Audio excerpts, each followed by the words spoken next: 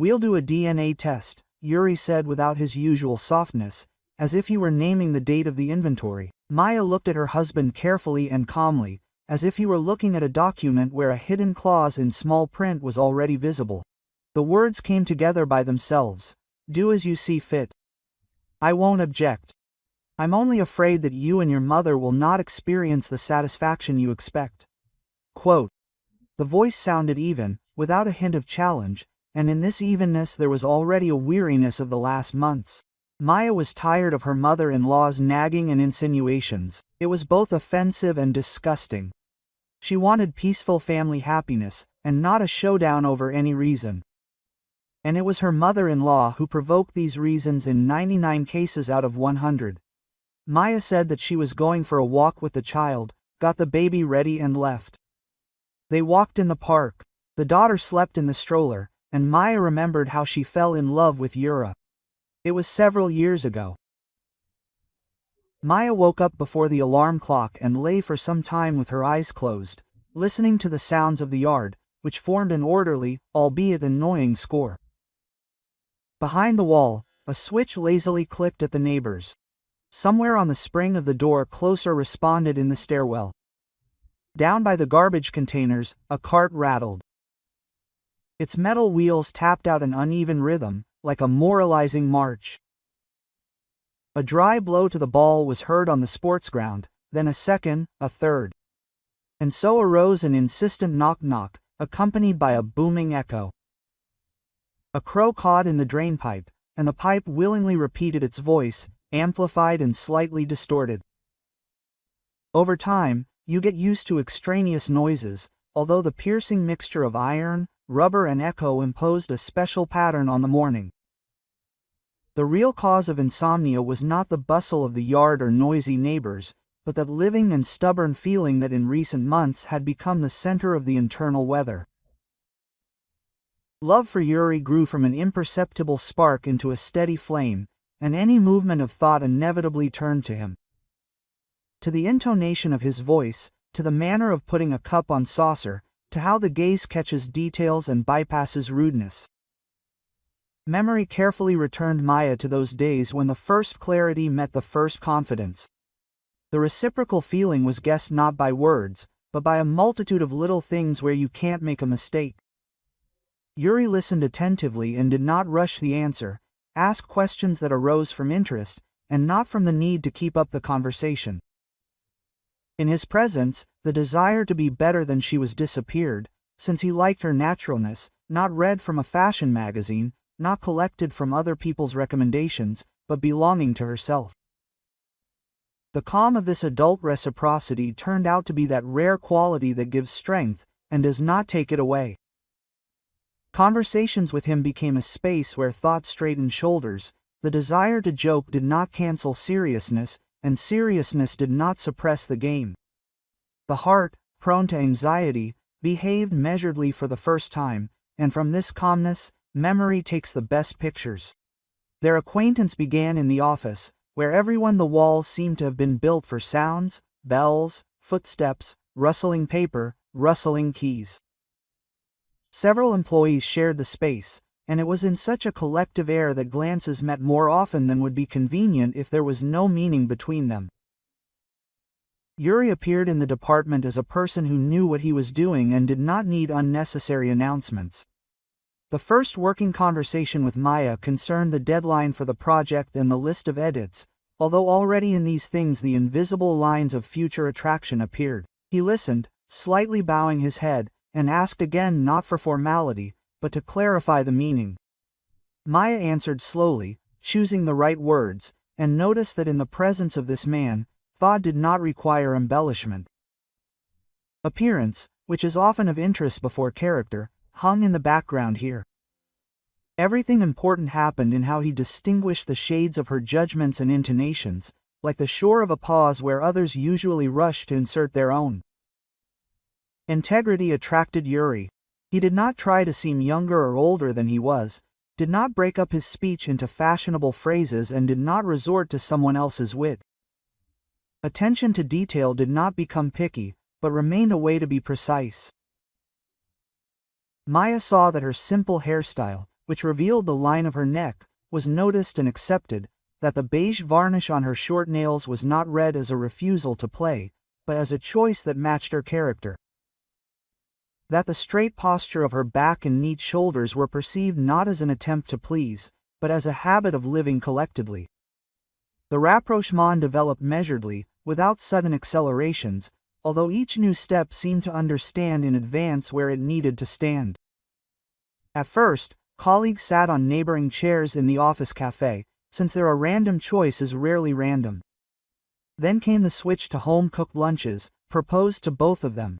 Dishes in containers were brought from home, and this organizational trifle gave the most valuable thing: a space of silence in the midst of the general noise.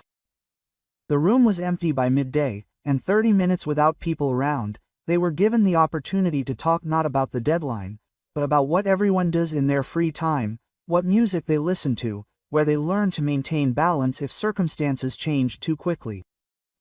Trust appeared in silence that does not need to be filled, and in laughter that does not offend third parties. In conversations about books, Yuri did not interrupt thoughts, did not establish the correct canon, but suggested looking at the plot from an unexpected angle. In conversations about cities, he did not impose routes, but he respected other people's discoveries, even if they contradicted generally accepted recommendations. May's self-awareness at such moments became transparent.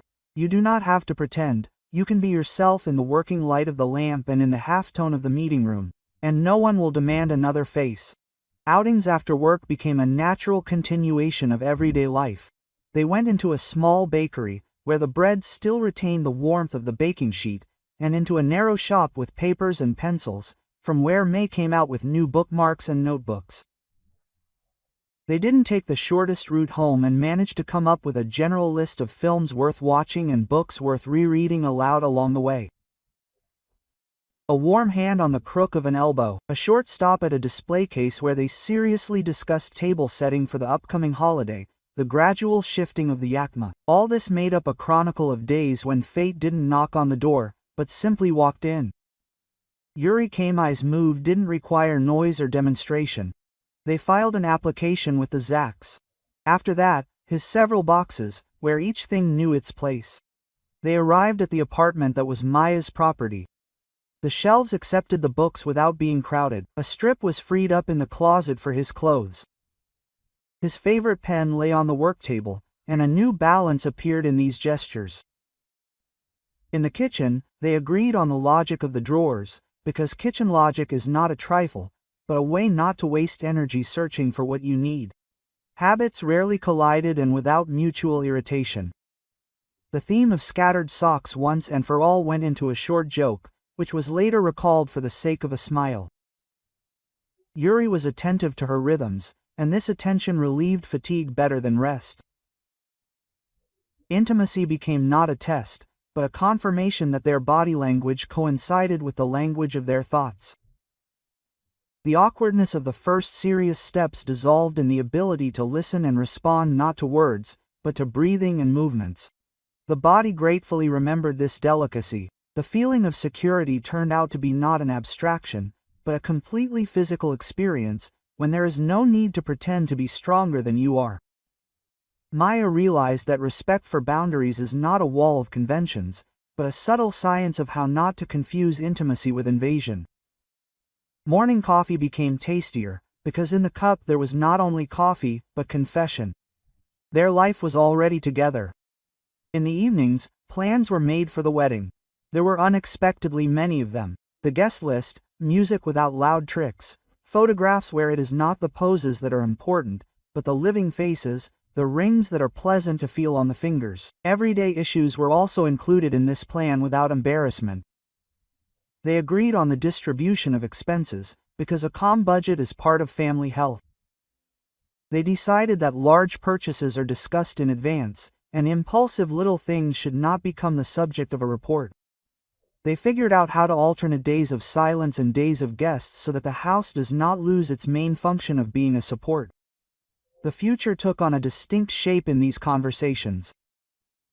Love did not require proof, although it gladly accepted confirmation. Their life did not need loud statements, although it willingly accepted clear formulations. But what went wrong? Maya was born and raised in a family that valued education, delicacy in actions, and the ability to keep one's word. The house in which she spent her childhood and youth was a place where books did not just fill the shelves, but took part in conversations at the table. Her parents treated what she did with attention and trust, without imposing their own ambitions, but accustoming them to independent decisions. When Maya graduated from university with honors, it was no surprise to those who knew how purposefully she could work.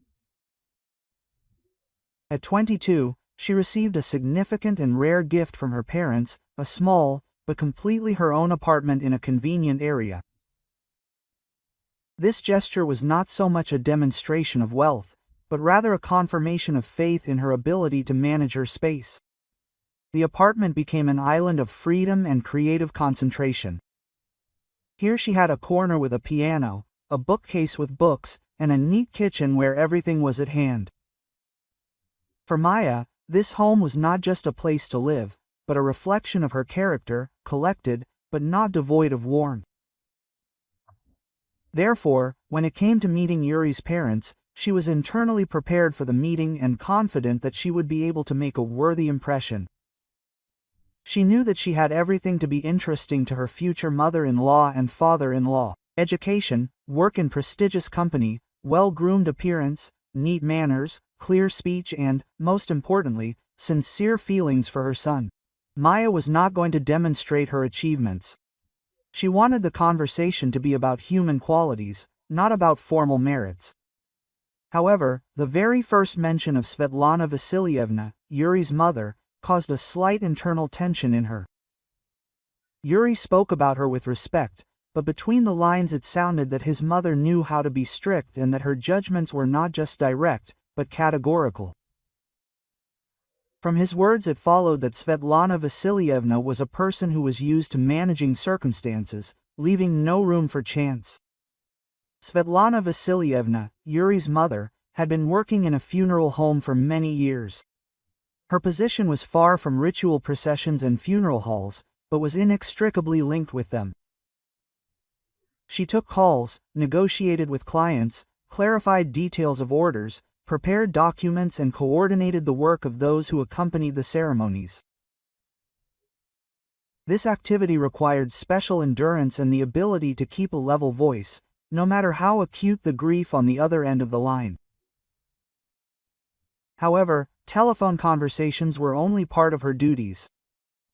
The management instructed Svetlana Vasilievna to introduce a section of the company's website, where it was necessary not only to list services, but to create texts that could attract clients in such a specific area. Here she demonstrated an extraordinary sense of form and unexpected wit. Slogans were born easily for her, and although their content remained within the bounds of correctness, it was often so inventive that it distinguished the agency from competitors. Once she came up with the phrase, "On our last journey with convenience and without unnecessary hassle." Another version of it sounded like this: "We will take care of the details when the details are unbearable." Such formulations were simultaneously surprising and memorable, and even those who were not her clients repeated them in conversations. Svetlana Vasilievna was proud of the fact that her texts carried both functionality and a share of unique creativity, allowing the company to maintain a stable place in the market. Maya learned about this from Yuri, and although her mother-in-law's field of activity seemed difficult to her, she could not help but admit that such mastery of words was rare. Nevertheless, behind this skill she guessed to see a character, firm, not inclined to concessions, with a habit of analyzing people quickly and with final conclusions. The first meeting only confirmed this impression. Maya came to the house of Yuri's parents in a dress chosen with special care and discreet makeup so that her appearance would be an extension of her character, and not an attempt to produce an instant effect. Svetlana Vasilievna met her without a smile. Her gaze slid from the top of her head to her shoes with the precision of an experienced appraiser. The conversation began with formal questions about work, education, hobbies. However, the tone quickly changed. The questions became precise, almost intent. Svetlana Vasilievna wanted to know at what age Maya went, how she studied in elementary school, who her first mentor was at work, how she feels about the distribution of the budget in the family. The questions followed one after another, and there was no rudeness in them, but a cold interest was felt, in which there was no room for approval yet. At the same time, she was in no hurry to maintain an atmosphere of warmth. Her phrases were short, without softening intonations, as if she was used to not wasting words on unnecessary things. Nitpicking arose out of the blue. The watch strap was too thin, the jacket was too loose, the unusual choice of bouquet that Maya brought as a gift. All this was presented not in the form of direct reproaches, but as an observation, from which, however, it became noticeably cooler. Yuri tried to intervene, changing the conversation to neutral topics, but Svetlana Vasilievna confidently returned him to the channel of her questions.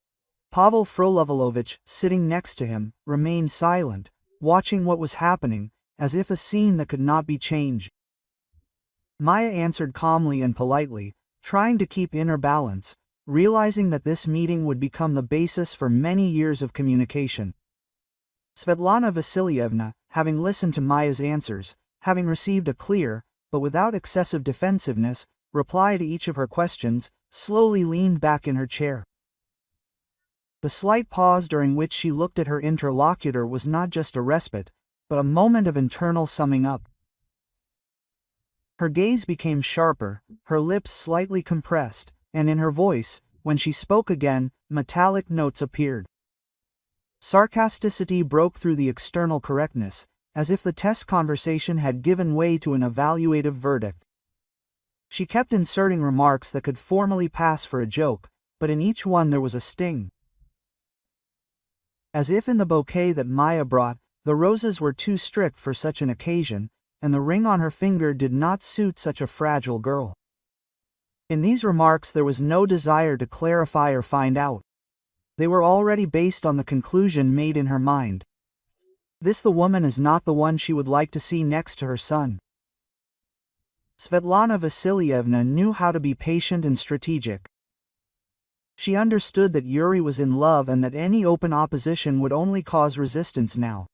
Therefore, she decided internally to let everything take its course, and over time, circumstances would develop in a way that would be convenient for her. This confidence gave her face a special calmness, behind which it was easy to miss the deep calculation.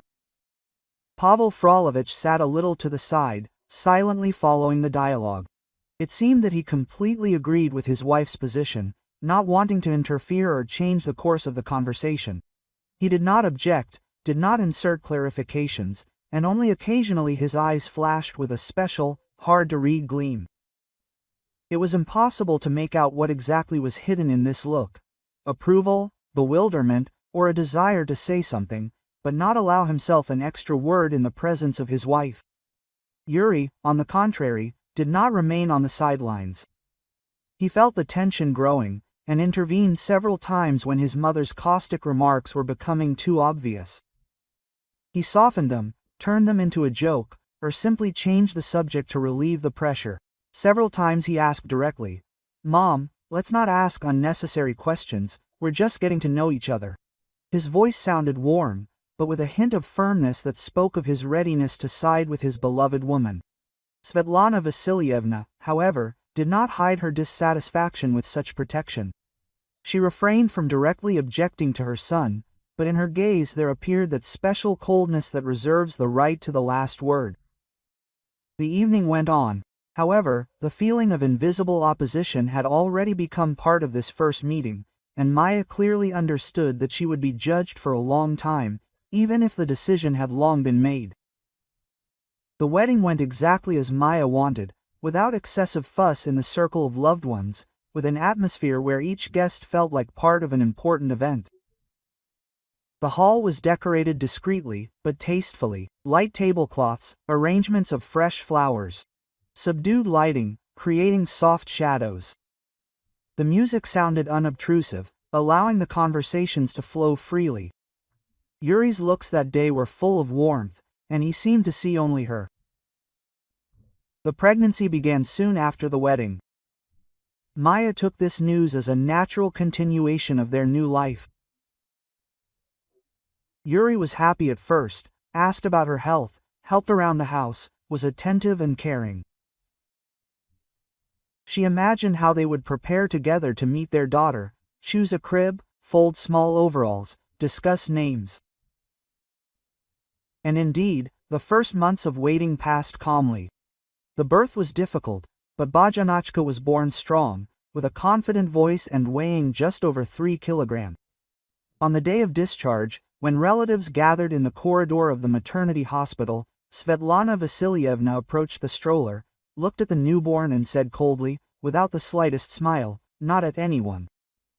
The phrase sounded like a sentence, followed by an explanation for me.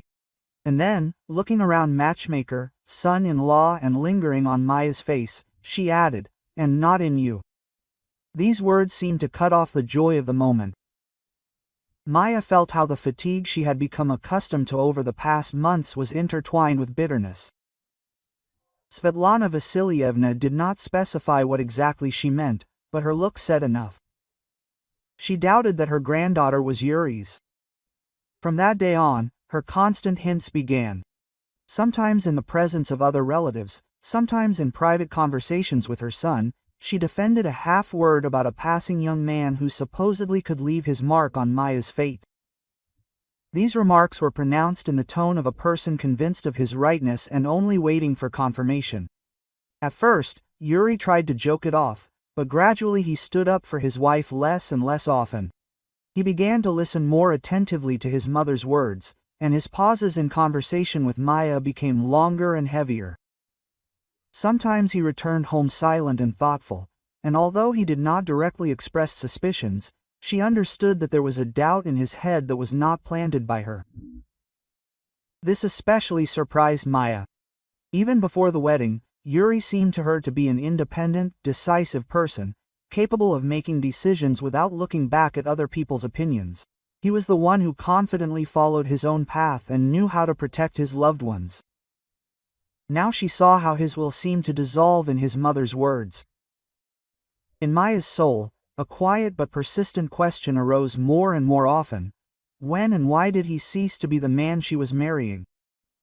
And although she tried to maintain an even tone and not give cause for new reproaches, the tension grew, turning into an invisible wall between them.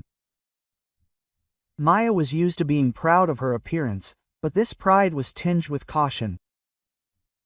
She knew how to emphasize her natural features, chose clothes so that they worked for harmony and never overloaded herself with jewelry or cosmetics.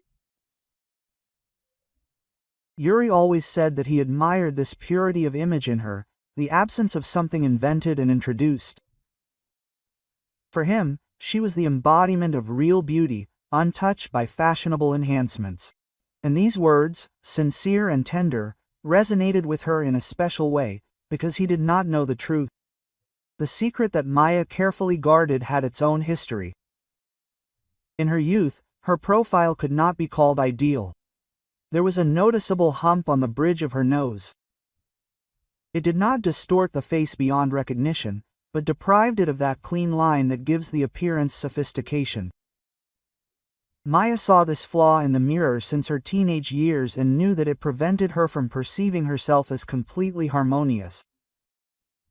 She did not tell anyone about it, preferring to pretend that she was calm about her appearance, but inside she constantly thought, how would it change if this detail were removed? After graduating from university, when her diploma was already in her briefcase, and a job had not yet been found, she decided to have surgery. The plastic surgeon she went to immediately understood what she wanted: to remove the excess, but not to change her face beyond recognition. The result exceeded expectations. Her profile became smooth and light, the lines of her face softer and more graceful. Her gaze seemed to open up. Maya saw in the mirror the same self she had always wanted to be, and felt an incredible relief. However, she was not going to talk about the operation. It was too personal for her. And besides, she was afraid that frankness could change their attitude towards her. She especially avoided such conversations with new people. Why reveal something that could easily be turned out loud or into a caustic remark? Therefore, the fact of the surgical intervention remained a secret, known only to the doctor and herself. When Bojanachka was born, Maya was surprised to notice that the girl had her old nose with that same soft hump that she had once wanted to remove. For her mother, this was a warm and touching recognition, but at the same time an alarming signal.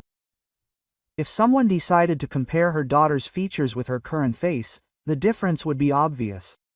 Svetlana Vasilievna already looked at her with suspicion, and Maya understood that if her mother-in-law knew about this operation, she would immediately turn her personal history into an instrument of pressure. The subtext was too convenient, like, since she hid this, it means she can hide more.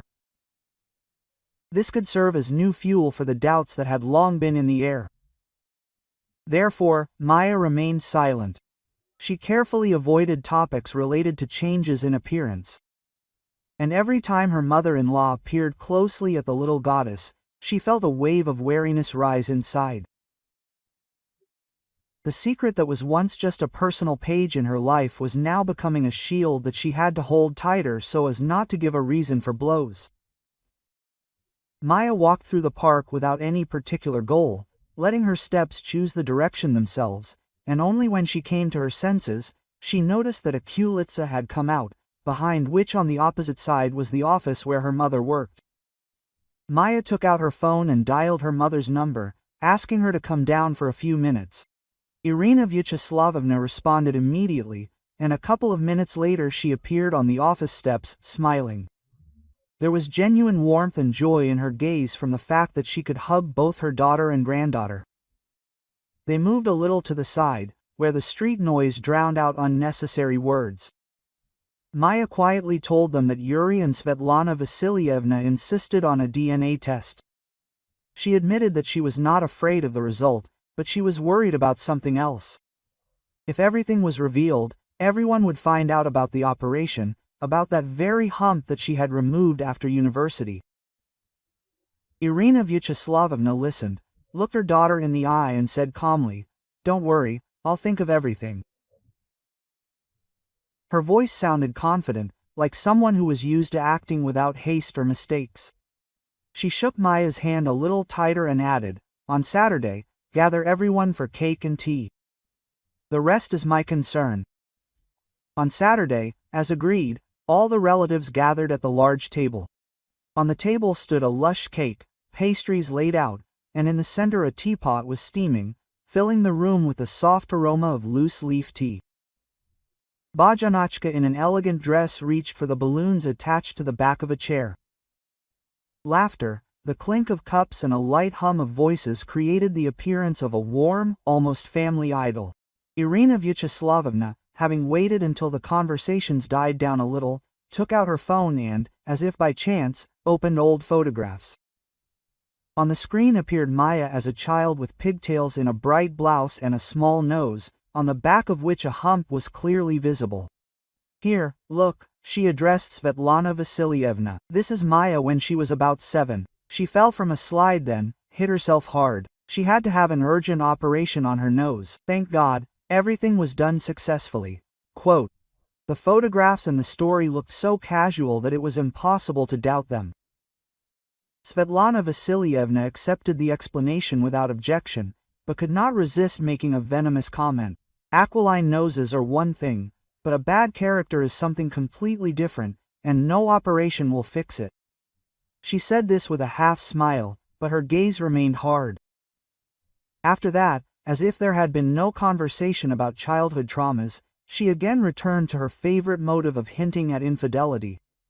Habitual and cold, she repeated that the little god was not going to marry anyone anyway, and there was not even an attempt to soften the angle in her words. Not to one family, not to another. The mother-in-law again spoke about the business traveler. Irina Vyacheslavovna stood up and said indignantly, "How dare you talk about my daughter like that?" Svetlana Vasilievna said calmly, "Well, I dare, because I don't want my son to be a cuckold." Irina Vyacheslavovna turned to Yuri. Quote, "Yura, your mother doesn't just insult Maya. She insults you too. And you remain silent, just like your father. Is this a family thing for you?" Yuri, who had been listening to his mother more and more often lately, suddenly blushed, jumped up from the table and said, "Maya, let's do a DNA test to put an end to all this talk." Maya looked at him calmly. After this evening, she was no longer worried about the story with her nose. Now everyone knew about it, and the fear of exposure disappeared. She nodded. "Okay, do as you wish. It's your problem, not mine. I'm calm about myself." It was said without a shadow of excitement, evenly and quietly, as if the decision had been made long ago. Inside, she felt a strange relief. What had previously seemed like a threat had become just another page in their story. A few weeks later, the envelope from the lab was on the table. Yuri opened it in front of everyone, in the presence of Maya, both mother's and Maya's father, Pavel Frolovolovich. The lines on the white paper were short and emotionless. The probability of paternity is 99.9%. Yuri read it out loud, and relief sounded in his voice. His face cleared up, he looked up at Maya. And that look contained everything: apologies, joy, a desire to close the topic forever. He even allowed himself to smile, as if he had thrown a heavy burden off his shoulders in the last few months. Svetlana Vasilievna, on the contrary, reacted with restraint and coldness. Quote, "Laboratories make mistakes too," she said, as if stating an obvious fact. "It all depends on who works there and what their standards are." This remark caused Irina Vyacheslavovna to shake her head slightly. She looked at her matchmaker with genuine amusement, but her smile was tinged with mockery. "Well, of course, it's easier than admitting the truth." And, slightly squinting, she added, as if by chance, "By the way, Svetlana Vasilievna, both of your sons are not at all like you and Pavel Frolovich. No one is guessing where they are from." It was true. Yuri and Nikolai were short and stocky, and Pavel Frolovich and Svetlana Vasilievna were taller than them and had an ascetic build. The words hung in the room, as if opening an unexpected door. Svetlana Vasilievna froze for a moment. And something changed in her face. Her eyes narrowed, her lips pressed together. At that moment Pavel Frolovolovich, who had been sitting motionless until then, suddenly rose from his chair. His movements were quick and abrupt. He headed for the balcony door and, barely looking at those present, went outside. It was so unexpected that everyone present turned their heads after him. Svetlana Vasilievna instantly caught their attention. Apparently, Pavel Frolovich had a heart attack. Quote, "Well, look what such jokes lead to," she said, looking at Irina Vyacheslavovna. There was reproachful concern in her voice, and this really distracted most people from her husband's strange behavior. But there was a slight, viscous pause in the room, as if not everyone believed the version about his sudden illness. Maya caught this shadow of doubt and, looking from the balcony to her mother-in-law, suddenly realized that there was something here that no one had yet named out loud. Maya, watching how Svetlana Vasilievna, even after the announced test result, continued to look for a reason to doubt, felt that the story was not over yet. Her attention increasingly returned to Pavel Frolovich's behavior. Rare glances, slightly averted, barely noticeable wariness in the presence of his wife. Gradually, a bold thought formed in his head: to check Yuri's relationship with his father. In the evening, when the conversations at the table moved to toasts, Svetlana Vasilievna raised her glass. A slight, almost theatrical pause, a direct look at everyone and a clear for loyalty. The words sounded like a statement, which she wanted to put a bold point behind. Maya met her gaze, smiled barely noticeably and, raising her glass, said with a soft intonation, in which both a response and a challenge could be guessed, "A wonderful toast. Mommy." Inside, she already knew, this is not the end yet. All the most interesting is yet to come, and the truth is, no matter what she turns out to be, she cannot remain in the shadows forever. The thought that there is still much unsolved in this family did not leave Maya alone.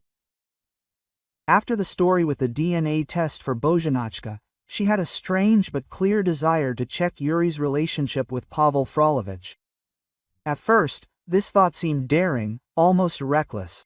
However, the more she observed her father-in-law's hidden reactions, the more convinced she became that he knew something. The reason came unexpectedly. One day, taking advantage of the fact that Yuri was late at work, Maya called Pavel Frolovolovich and suggested meeting in a small cafe not far from his house. He arrived on time, as always neatly dressed, with a slightly wary look. Over a cup of strong coffee, Maya spoke directly about her suspicions and carefully asked if he had noticed that Yuri was not at all like him. Pavel Frolovich looked at her for a long time and calmly, then exhaled, as if deciding that it was time. Quote, "I always suspected it," he said quietly. "Perhaps Kolya, the eldest, is not my son either. When I married Svetlana, she was already pregnant. I lived with this knowledge all my life and, yes, I suffered. That is why the story with you made me so nervous, but, you know, I am afraid of Svetlana in my own way. She has been reproaching me all her life for getting married pregnant. She says that I made her an irresponsible girl, and she is our angel incarnate."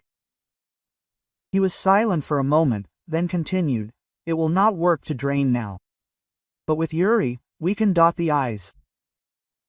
If you are ready, we will do it together." So they agreed to conduct a test and act together. The result was what they both expected. Yuri really was not Pavel Frolovich's son. They decided not to put it off and bring this truth to a family council, arranging everything as a friendly holiday. On the appointed day, everyone gathered in the house. Maya's parents Yuri, Bozhenachka, Pavel Frolovich, Svetlana Vasilievna, Nikolai with his wife. The table was set, there were flowers in the vases, the children were laughing. Maya waited until the toasts and the first conversations died down a little, and calmly but firmly said, "Today I want to tell you something that is important for all of us. Pavel Frolovich and I did a DNA test and found out that Yuri is not his son." Svetlana Vasilievna turned pale, then flushed and shouted, "Lies! This is a provocation."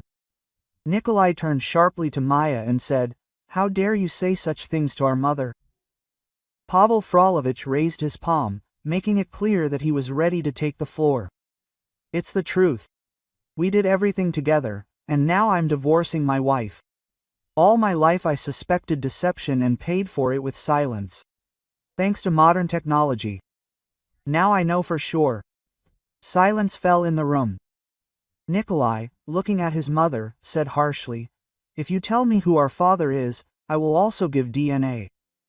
Svetlana Vasilievna tried to maintain a firm gaze, but a shadow of fatigue flashed in it. "Okay," she said after a pause. "Sons, you are from the same person, but not from Pavel." These words divided everyone in the room. The festive tone finally dissolved. People began to get up from the table. Yuri went up to Maya, lingered nearby and quietly said, "Forgive me for everything." Maya answered just as quietly, but her voice sounded confident. "Your mother thought that everyone was like her. She gave birth while married to her lover. I'm glad that the truth came out. It is better to have a father-in-law like your father, who raised you, than a mother-in-law like that." Yuri nodded, and in this movement there was not only agreement, but also gratitude. The truth, no matter how hard it was, finally put everything in its place. Yuri's parents divorced. Pavel Frolovolovich remained a good friend of May and a grandfather to Bozhenachka. Svetlana Vasilievna's relationship with her son seriously deteriorated. They practically stopped communicating. Nikolai and Yuri loved Pavel Frolovolovich since childhood. He was a caring dad. Therefore, the brothers arranged a men's get-together for 3 and told Pavel Frolovich that he was their only father. They did not even look for a biological one. The truth can be hidden for years by silence, fears and other people's games, but it does not disappear. When they finally decide to bring it to light, the illusions built up collapse. But it is then that everyone gets a chance to build a life anew without deception, with respect for those who remain faithful, despite everything. Bitter clarity is better than a sweet lie, and a kinship tested by deeds and cares is better than a connection that exists only on paper. Thank you for listening to the story. Sorry for the mistakes. Write in the comments what you think. If you liked it, subscribe to the channel.